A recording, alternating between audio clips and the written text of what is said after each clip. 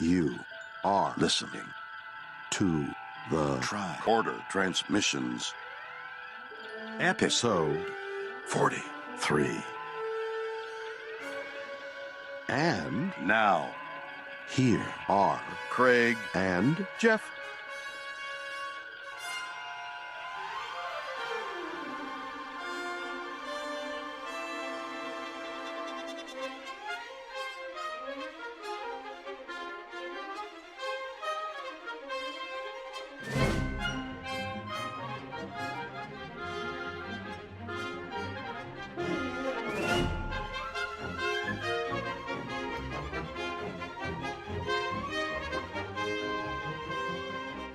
Welcome back to the Tricorder Transmissions. We are back with another episode. Today we'll be talking about Wolf in the Fold. I am Jeff Hewlett. And I'm Craig Cohen. All right. So before we get started, as always, we'll run through a few of the Trek-related news items that have popped up this week. And I hope that the audience out there will bear with us because, we are a original series-focused show. But the news this week is mostly related to actors from the next generation. So I hope you guys will bear with us because I think some of these things are really interesting to talk about. And the first thing... Reading Rainbow. Of course. Oh, okay. So the first thing I'm going to drop is the fact that LeVar Burton put a Kickstarter together to bring Reading Rainbow back from its canceled status. And what he was proposing was to bring Reading Rainbow back as a free service available to schools all over. So I think this is a fantastic idea, and I was actually pretty touched to read through the Kickstarter page and watch the intro video. And let me tell you, he was funded. He put up $1 million as the goal, and he was funded in under 24 hours. Yeah, it's pretty sick, and it shows how many people, how many people that show touched. Oh, absolutely. And I grew up prior to Reading Rainbow, but I know I've watched some of it, and I understand how significant it is and what a benefit to children everywhere that it is. And I was actually emotional when I saw the video that he posted after the $1 million barrier was exceeded. He put out a really heartfelt reaction, and it was so genuine. And it struck me as that he's really looking to help the children all over with this service, and I think it really touched him.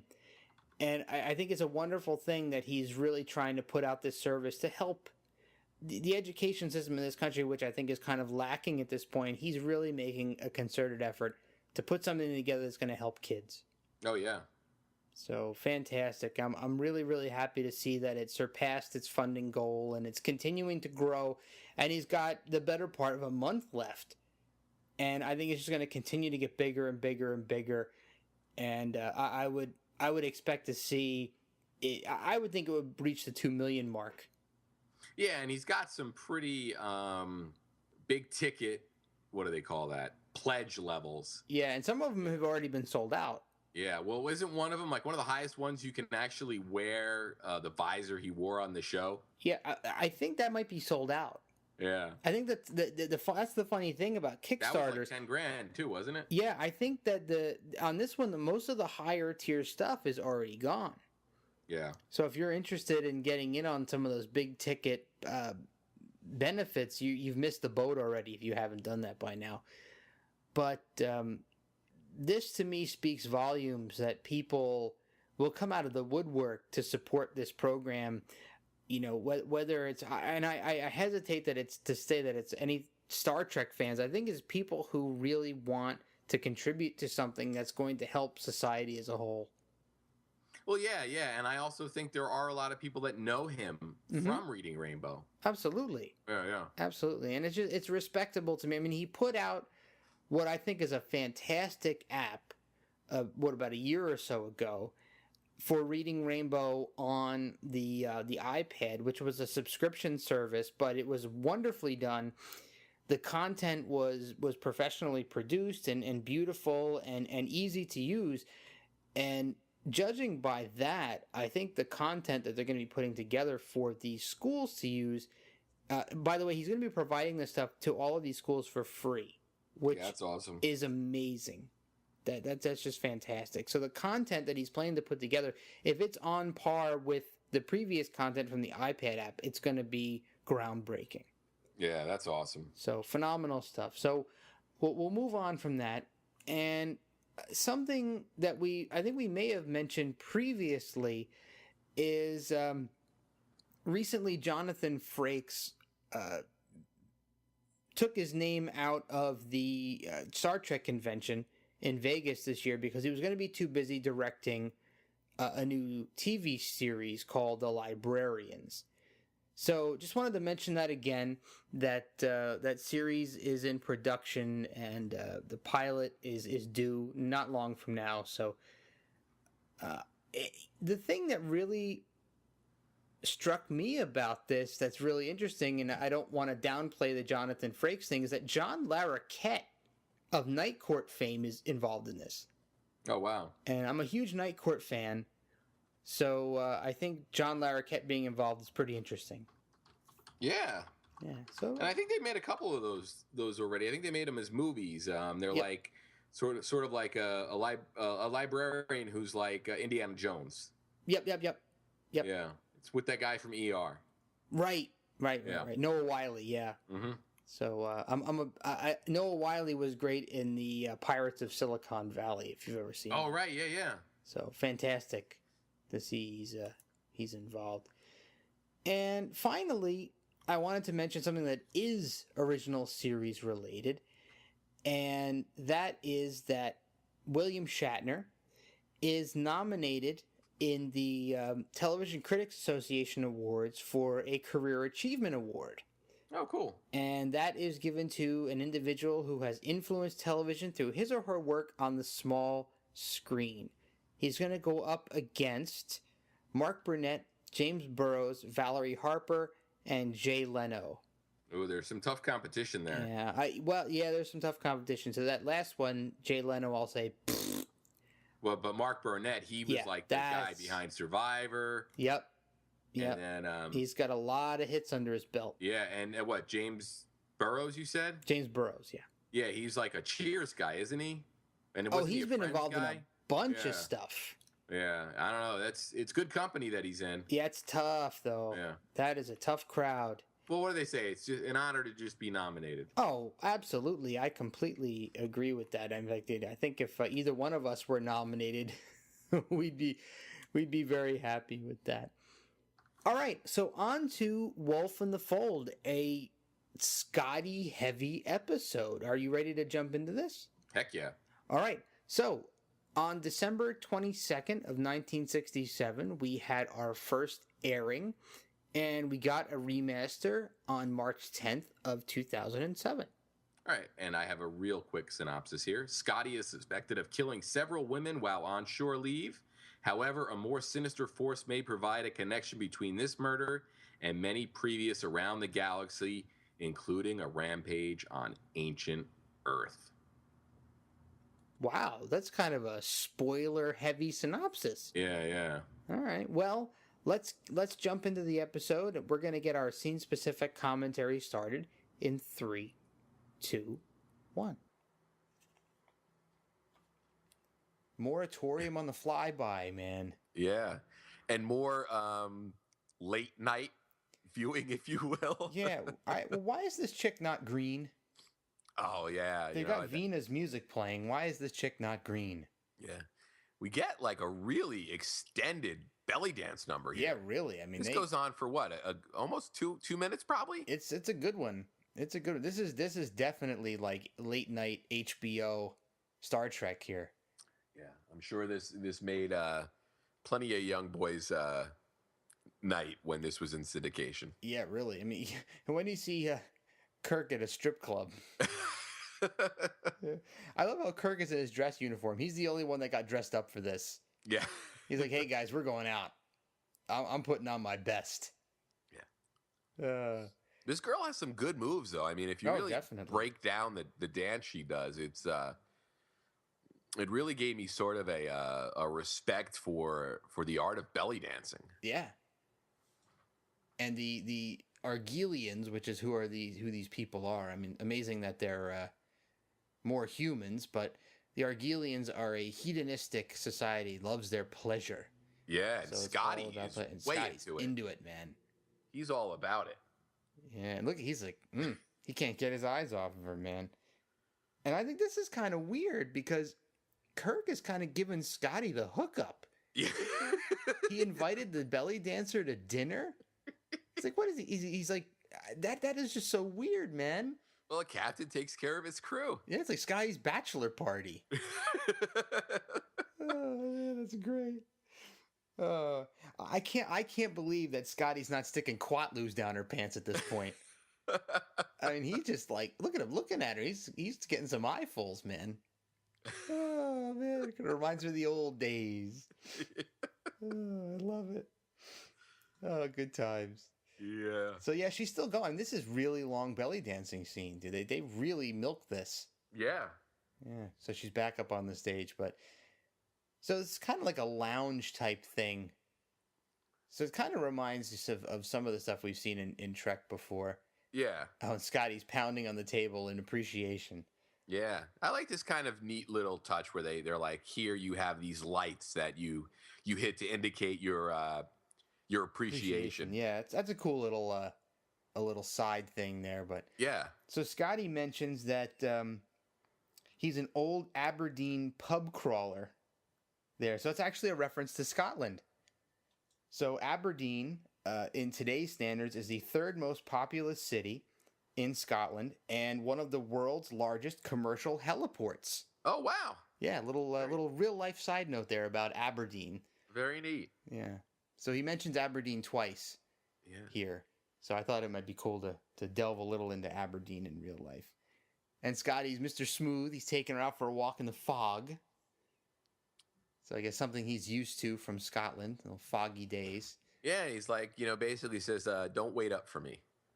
Yeah, so he's got little side action there, helped by Mr. Captain Kirk. So now this is a really weird setup, man. This is a really weird setup that there is apparently some explosion on the Enterprise that was, quote unquote, caused by a woman that flung Scotty into some sort of a bulkhead and gave him a head injury.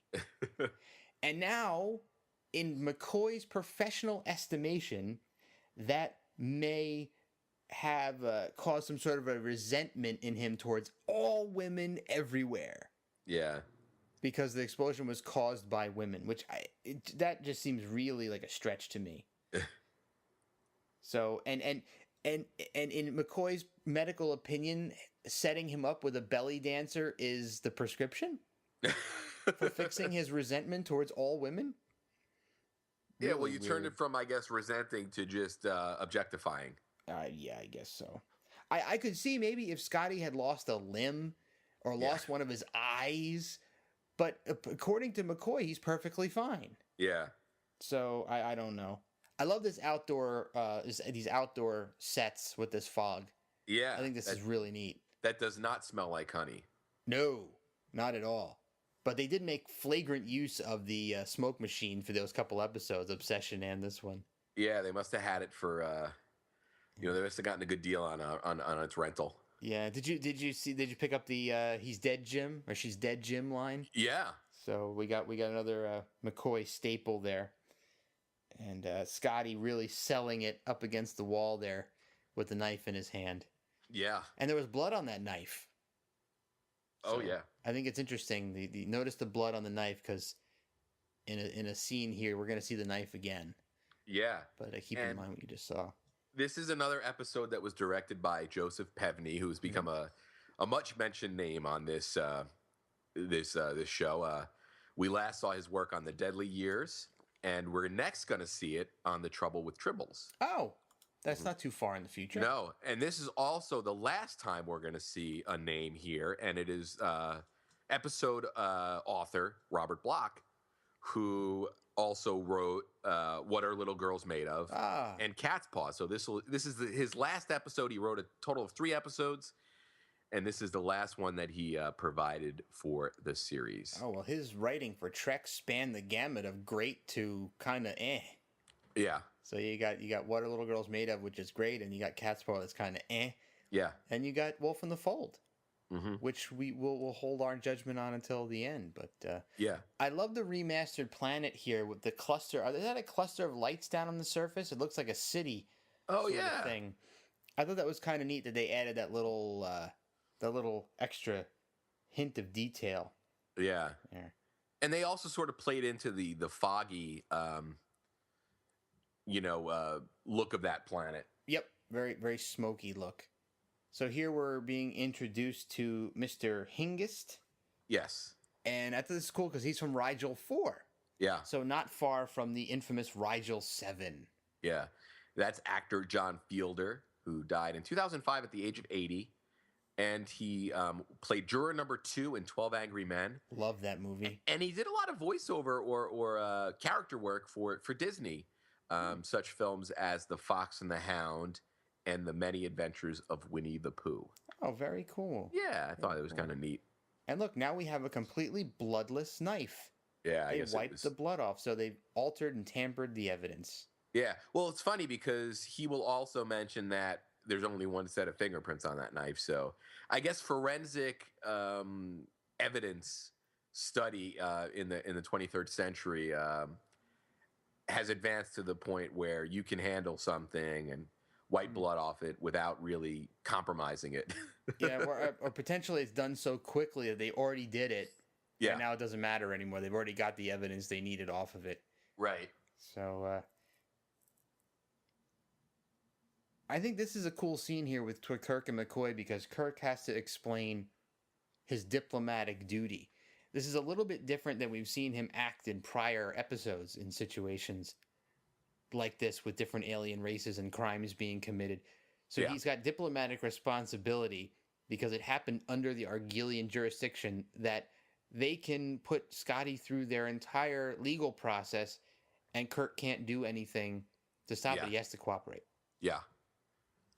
So interesting that's the surmisation of Captain Kirk here, and in the past we've seen him do things that are totally opposite of that. Yeah, and it speaks a little bit to his character because he could feasibly be like, beam us up, peace out. We're out. Exactly. I was thinking that myself, like, okay, well, you know what? He could totally just pull Scotty out and just fly away. But that actually, I believe that actually does happen in the novel Sorrows of the Empire, which is a Mirror Universe episode where Montgomery Scott was accused of brutally murdering women on Argelius 2, and Kirk got all the charges dropped, and the investigation didn't take place. Yeah. So once again, the Mirror Universe is the exact opposite. Yeah. And now here we have a face we've seen on a previous Trek episode. Do you know who it is? I can't remember the episode though. Yeah, it is actor Charles Macaulay, The Return of the Archons. Ah, yes. It is Landru. Yes, you got me. I do recognize him now, yep. So yeah, it was one of those things. I remember we mentioned that he would pop up again, and I didn't even notice it while watching the episode. It wasn't until I went and did a little, the minor prep work I do before I sit down to watch each of the, after I watch these episodes where I saw that connection and said, oh man, I didn't even remember to look for it. Yeah, the makeup on Landru was so different than the makeup on this guy. Yeah. So it kind of throws you off a little bit. I think he's got facial hair. Yeah. And the hairdo is a bit different. So yeah. And Landru you only saw as like an apparition. Yeah. So I don't feel too bad about not recognizing him off the bat. Oh, not at all. Not at all. It's one of those cool cocktail party trivias that you can sort of pull out of your back pocket. You and the cocktail parties.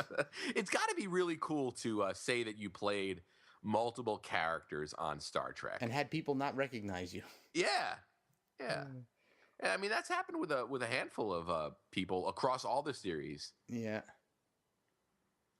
And these people seem very, very sort of okay with things, being a society that's sort of based on hedonism. Yeah, they're very low key about this murder.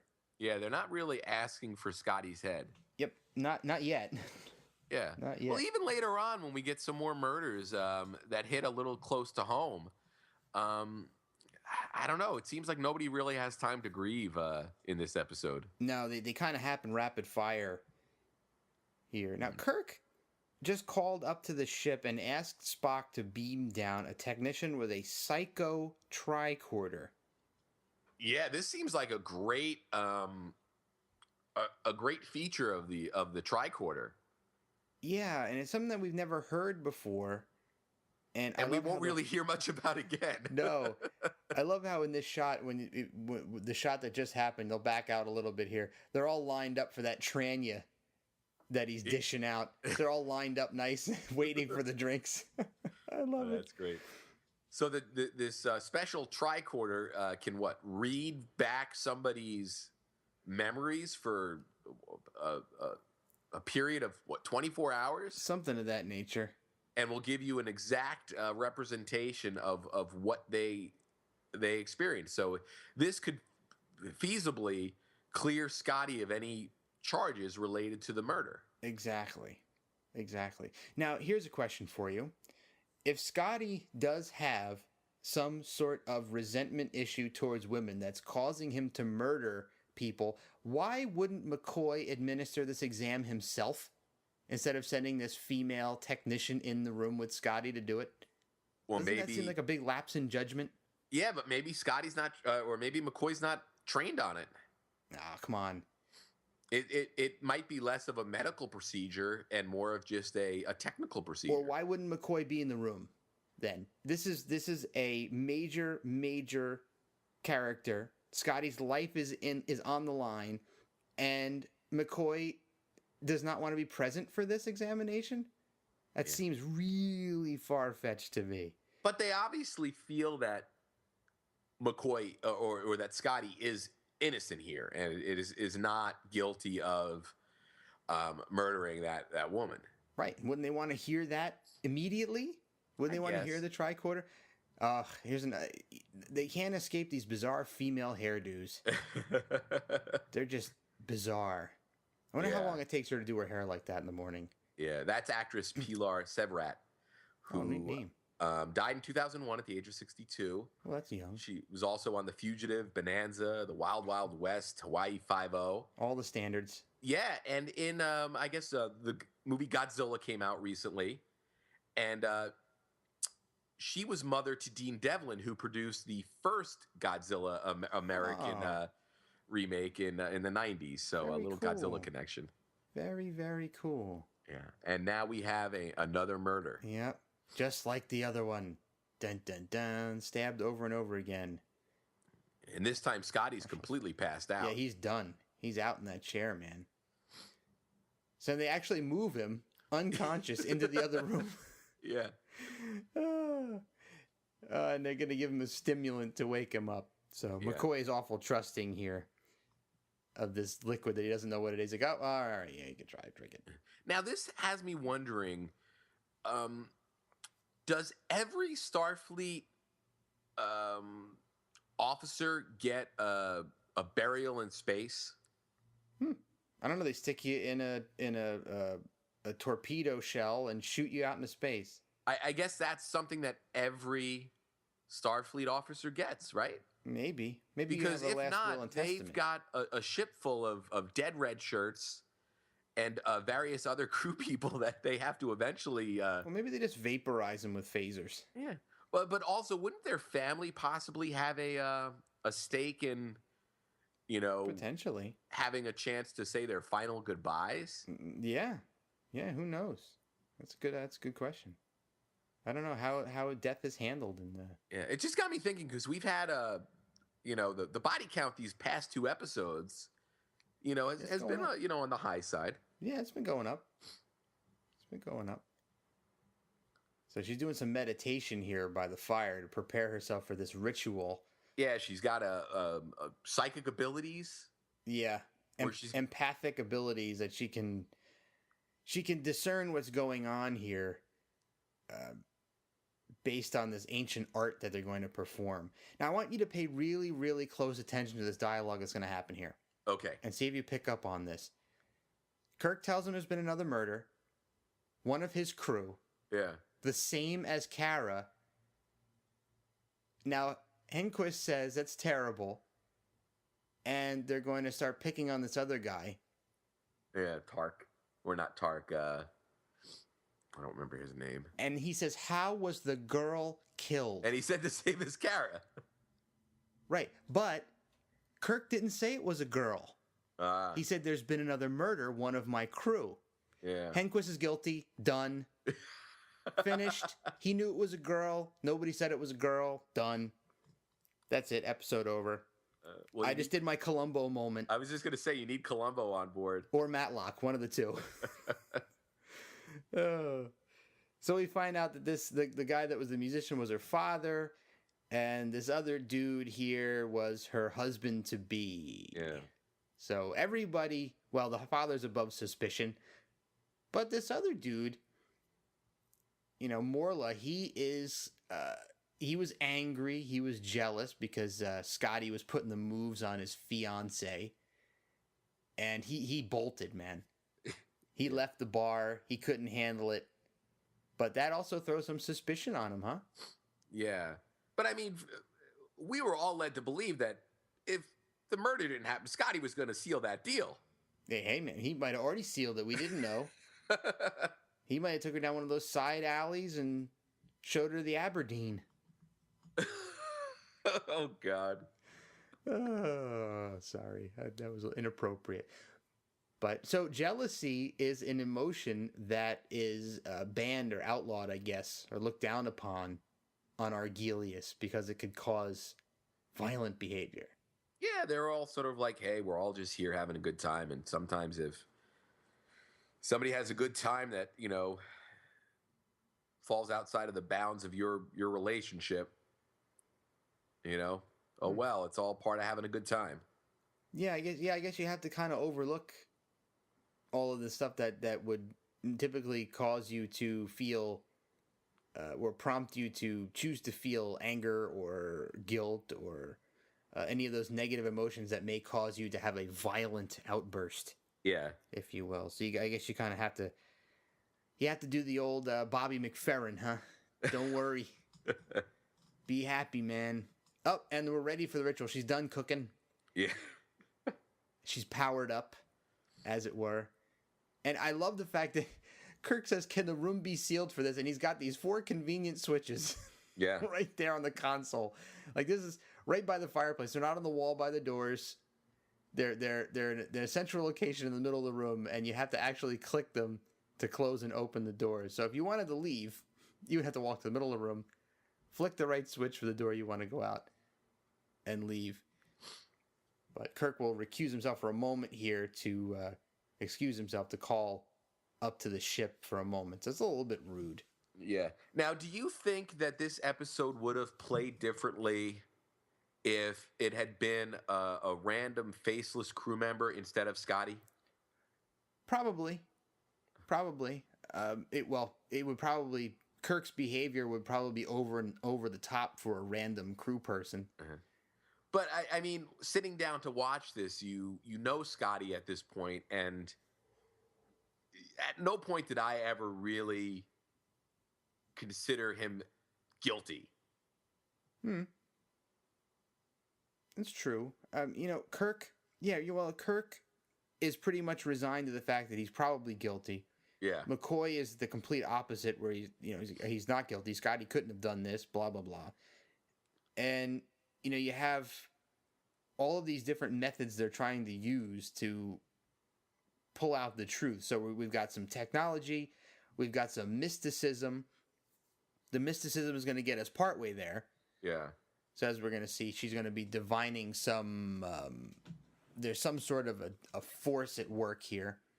anger that feeds the flame and such. She's going to spout out a few different names. Monsters, terrible, evil, blah, blah, blah. But you know what really bugs me, Craig? What's that? All of these methods that they're employing, all of the different computers, you're going to see like a futuristic lie detector that's going to pop up later, the psycho tricorder. Where the hell is the mind meld? Wouldn't that be the easiest way? Just have Spock beam down and be like, okay, mind meld, boop, boop, boop, done. Now we know. And that actually reminded me of a point I wanted to make is we don't see Spock for well over 10 minutes into this episode. Yep. Which is, I think, a first. That's possible. I'm not quite sure, but it's possible. Yeah. Uh-oh. Oh, dun, dun, dun. Another murder. And, oh, look at the blood on Scotty's hands. That is some red material. Doesn't look like blood, but that's red material, though. That's like a bright, bright red. Yeah. Oh, poor Scotty. Yeah, and here's one of those moments where there's really not too much grieving going on here. If I was in the same room with the dude that possibly killed my wife...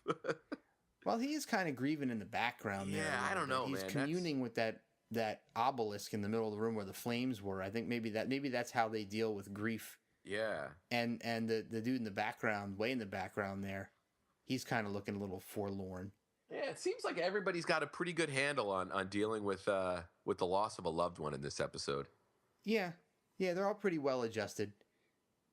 But I love the name Rejek. That's come out through that seance. That's a great villain name. Rejek. So, we've got the reinforcement that Kirk is resigned to Scotty pretty much being guilty.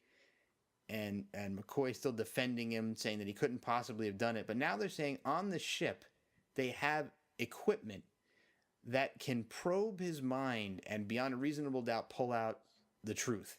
Yeah. This is the first time we've heard about this? Yeah, and it's another one of those things that is... convenient.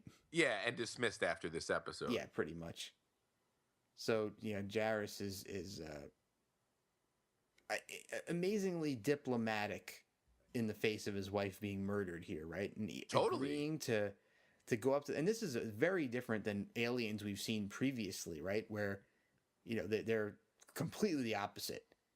Nothing for diplomacy, all, pretty much knee-jerk, you will face our justice type things. And now we have this guy who's like, yeah, okay, we'll go up to the ship. Yeah, we'll use your computer. Sure. Yeah. Sounds good. But he says that if you do wind up being guilty, you're gonna... Oh, yeah, slow torture.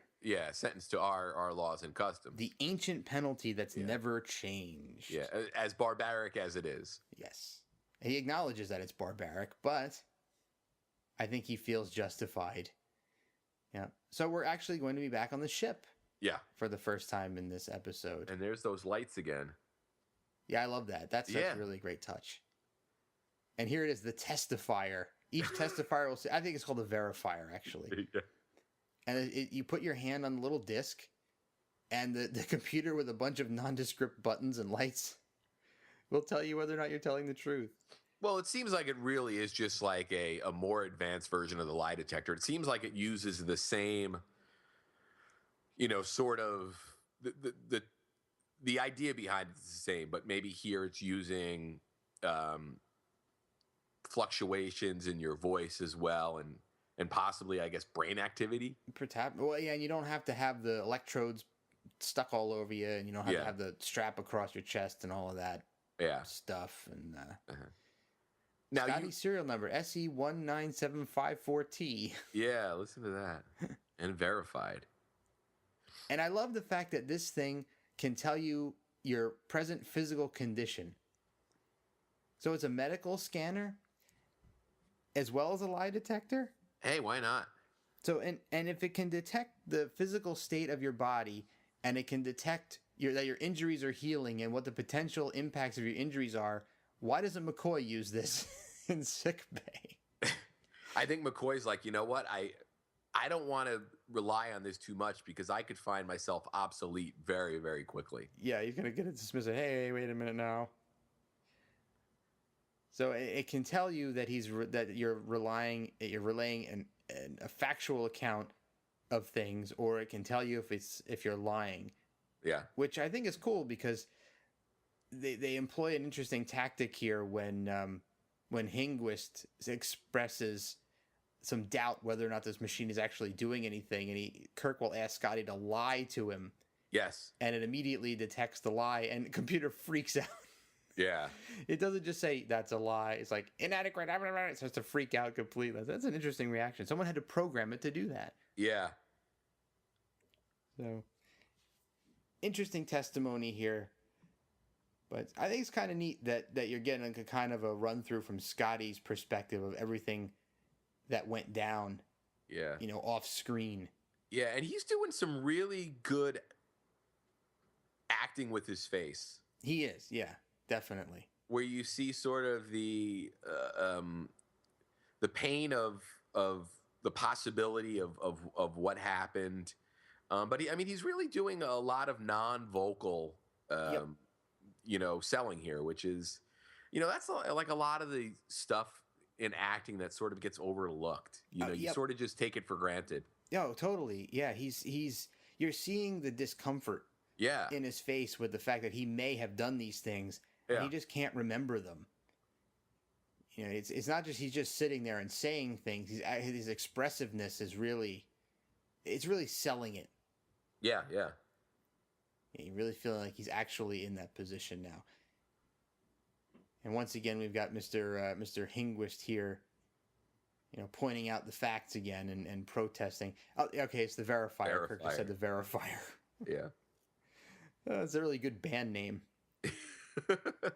Verifier. Sounds like some kind of 80s hair metal band. Yeah, it also could sound like something that what Priceline could integrate, Oh, yeah. Shatner is he's the negotiator, but he could be using the verifier. Yeah, it's a great idea. To verify that you're getting the best rates. Okay, Priceline, there's your idea. Please cut us in a little bit on that. We'd like a mention. Just mention the show. We don't need money. Just mention the show.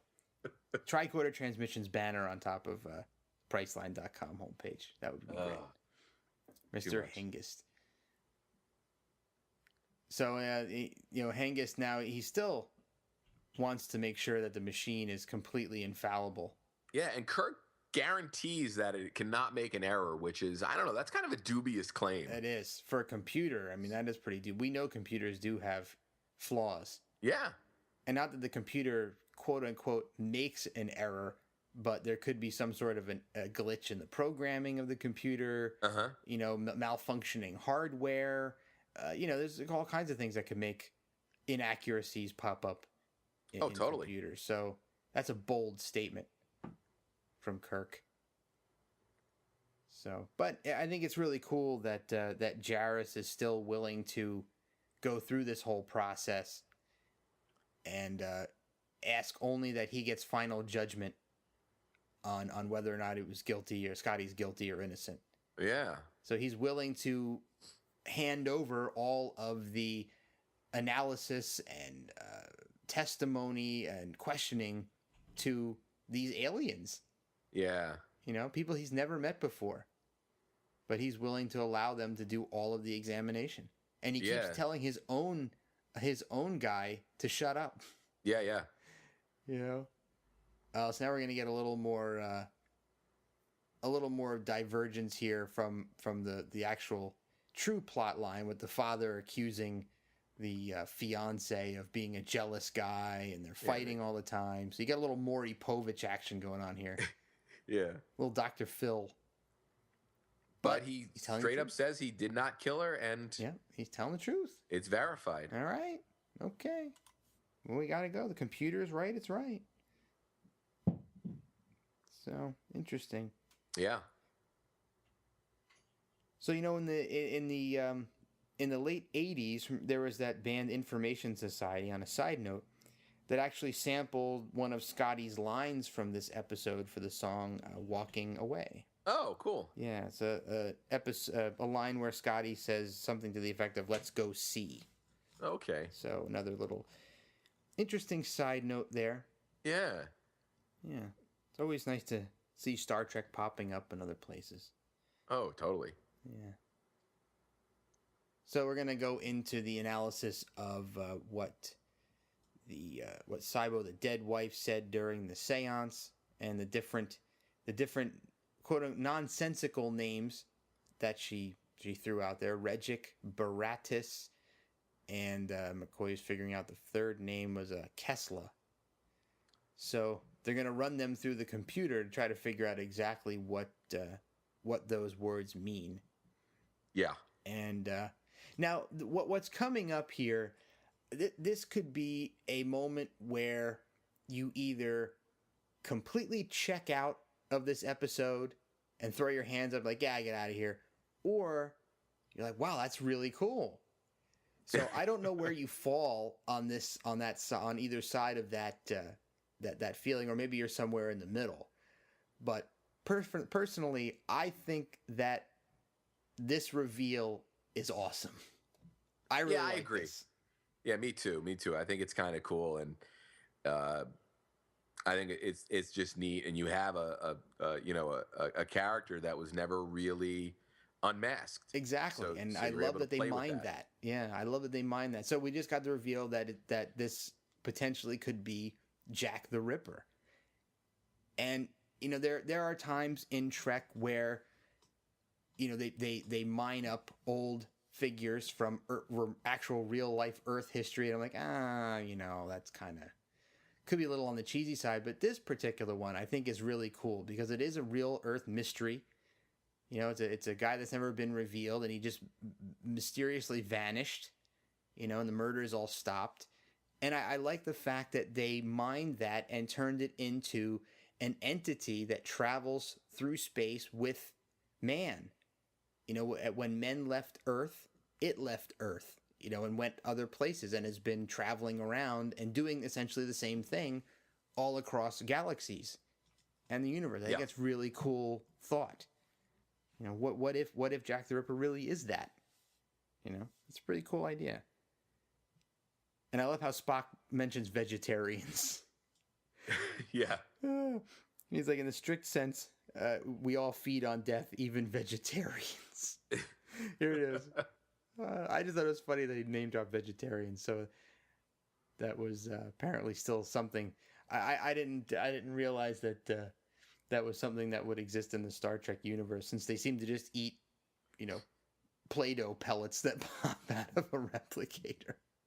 Yeah, it seems like they're pretty much almost keeping a vegetarian diet unless they're off planet. Yeah, or a replicarian diet.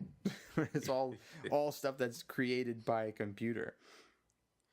So. Now that's interesting, because I wonder if vegetarians would still be vegetarian if you're able to replicate a hamburger. Yeah, it doesn't. It's not technically meat, is it?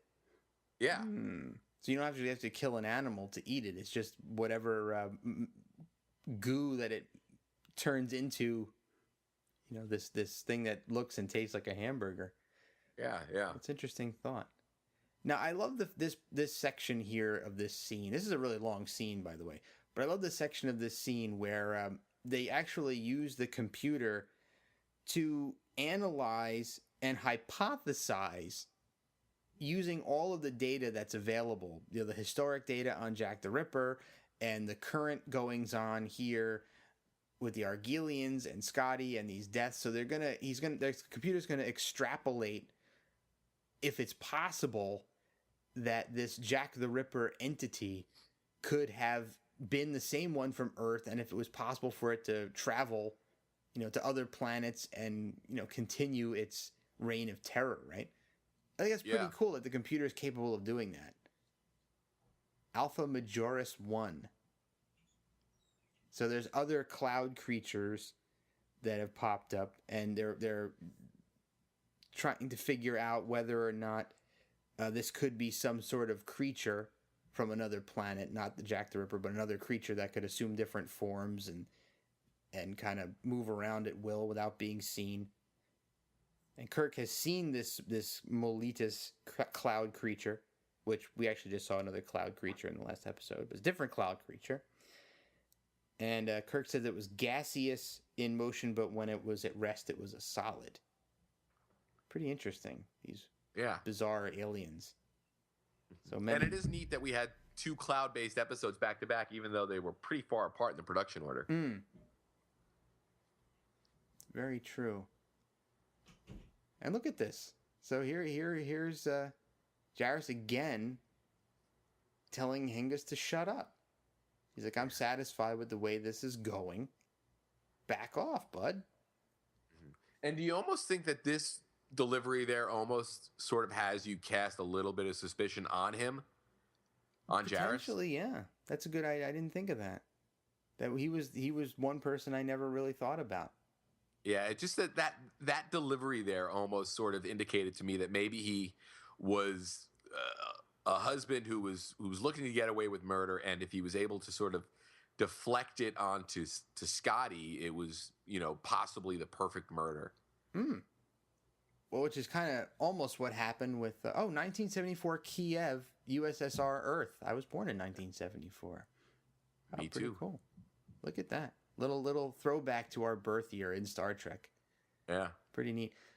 But it's almost the same scenario, minus the fact that it was a wife that Hengist has here, because he is essentially traveling to a remote planet where people don't really know him, and they're a peaceful people. And if he was a murderer, it probably would be a great place for him to shank people and blame somebody else, right? Yeah. He's in a position of authority there. So it's possible that he could be utilizing that opportunity as well. Uh-huh. Huh. So now we're finding out that these names that she was talking about at the end of the seance are actually all names given to Jack the Ripper-like people from other planets. And the murders on Rigel 4, where Hengist is from, happened a year ago.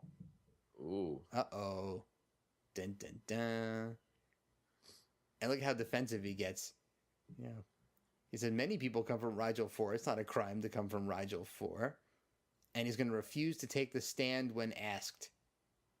Yeah. Even though Jarrus is insisting that he take the stand as well. Yeah. Yeah. Very interesting. And Spock is going to nail him with the what better place to strike from, since you're in charge of civil disturbances. You could easily utilize that position if you were the entity to kill and blame other people for it. Right. Yeah. Fascinating stuff. Oh, yeah.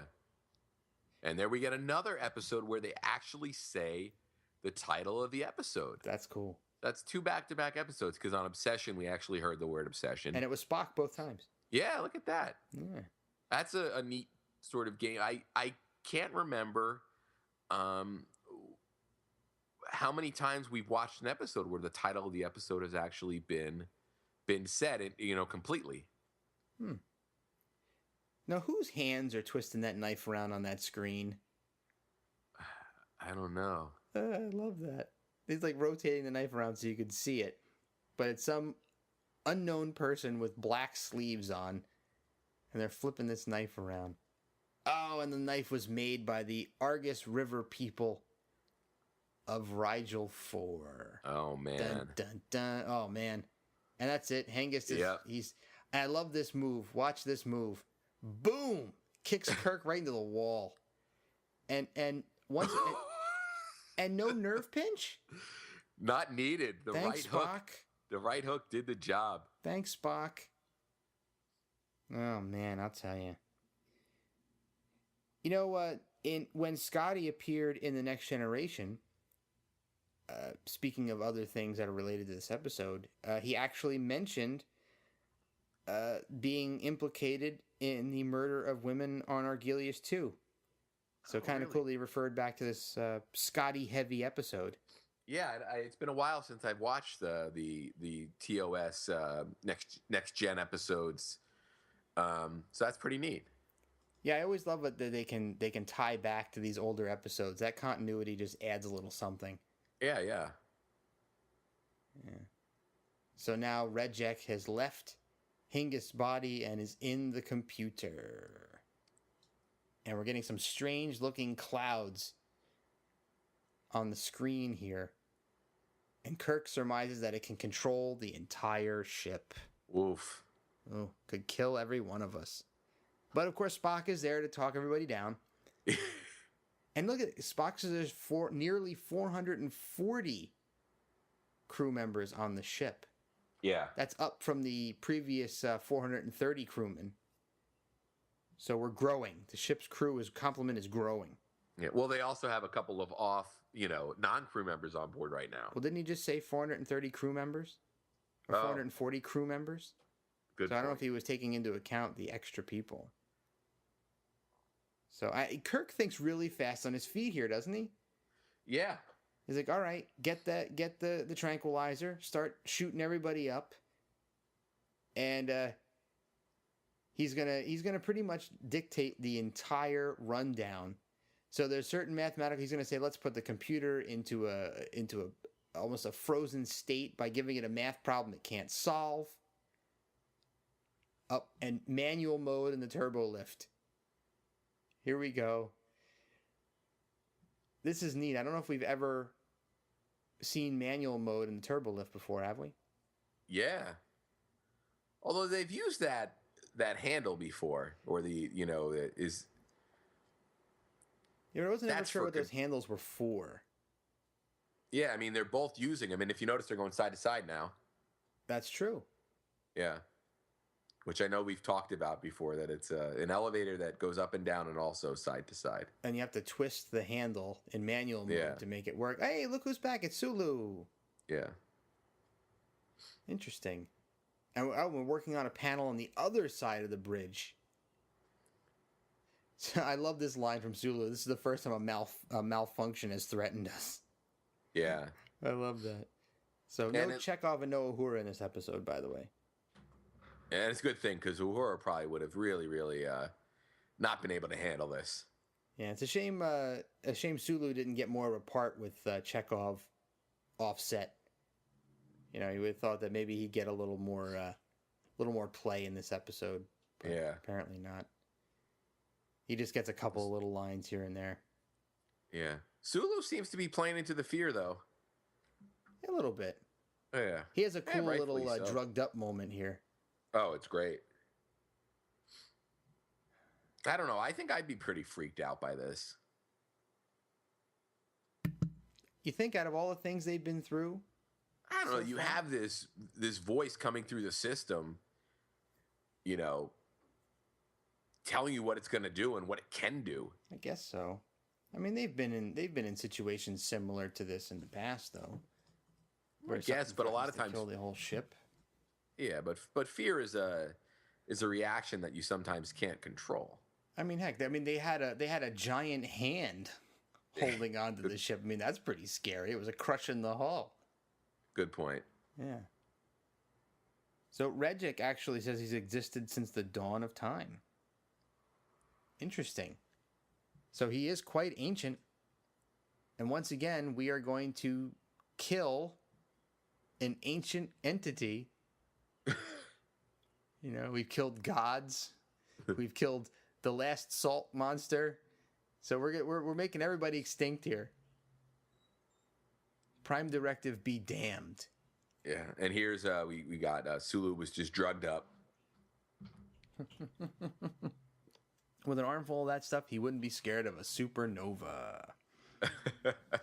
That's a good line, but it's a shame he doesn't get more to do. Yeah. Yeah. So Spock is asking the computer to calculate pi to the last digit, and it's a Class A, a compulsory command of some sort. So I guess that means the entire ship's computer resources are dedicated to the solution to this problem. So it's going to, and we of course we know that pi cannot be calculated to its last digit because it repeats infinitely.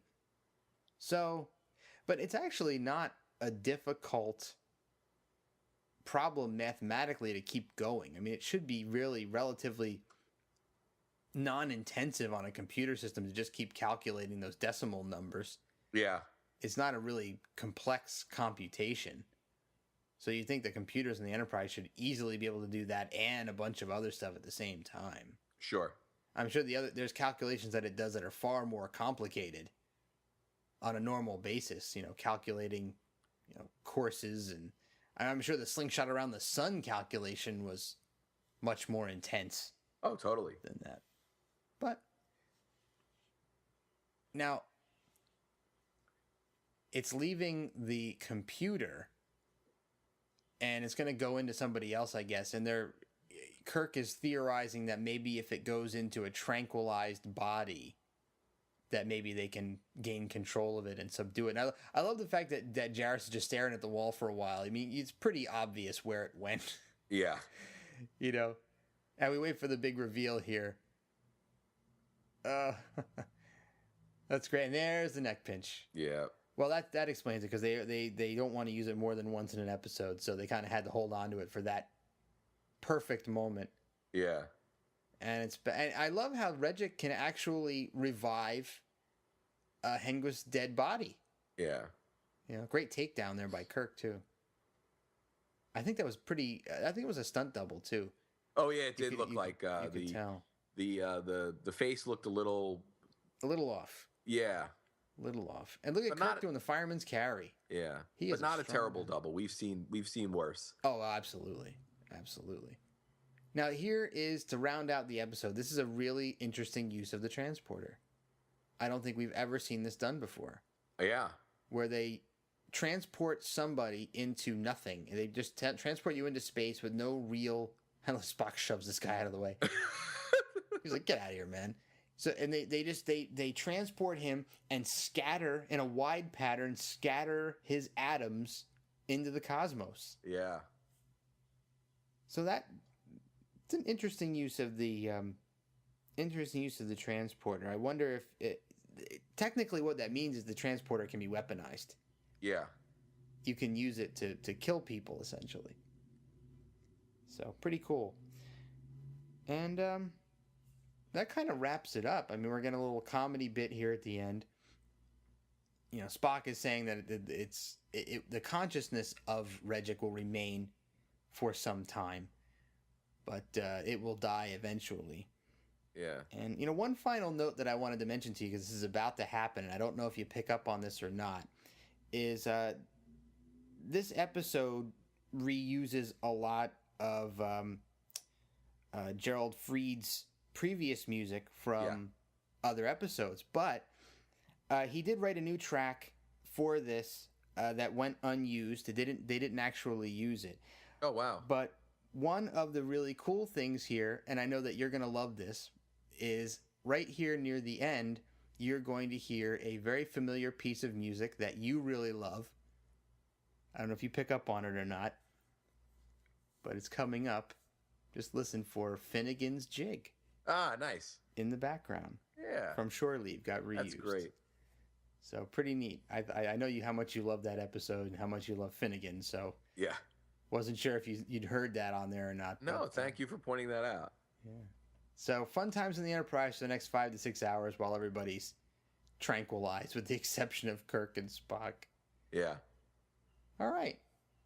So that wraps up A Wolf in the Fold.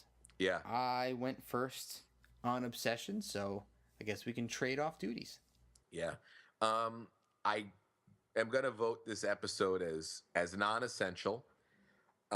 Even if you factor in the fact, Scotty mentioning this on the Next Generation, I really don't think that anything that happens in this episode really has a bearing on the characters in a profound way. All of the technology that's mentioned is pretty much mentioned on this episode only. So none of this technology is ever really used again or utilized again. So we don't really have the introduction of a new technology that has any bearing on the rest of the series. So as entertaining as this episode is, it's a non-essential for me. I will have to agree. While it's enjoyable, and it's great to see Scotty get such a prominent role in an episode, unfortunately, there's not enough meat here to consider it essential Yeah, and that's going to happen. Yeah, sure. Especially heading into season 3. So. Yeah. All right. So that wraps up episode 43 of the Tricorder Transmissions. Yeah. All right. So we're moving right along. So thanks again to everybody for listening as always, and we'll see you next week.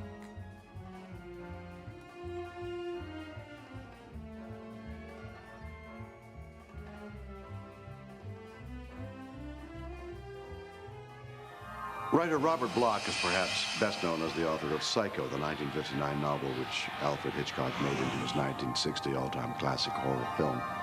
Bloch also wrote 2 other Star Trek episodes, Cat's Paw and What Are Little Girls Made Of?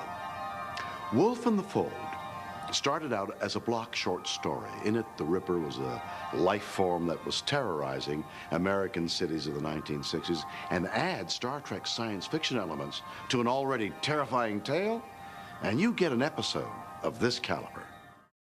Listen closely to the voice of Hengist, supplied by actor John Fiedler. Believe it or not, for about the last 30 years, Fiedler has also been the voice of Winnie the Pooh's precious pal, Piglet, in many Disney animated features. Also, he was one of Felix Unger's and Oscar Madison's poker buddies in the TV comedy classic The Odd Couple.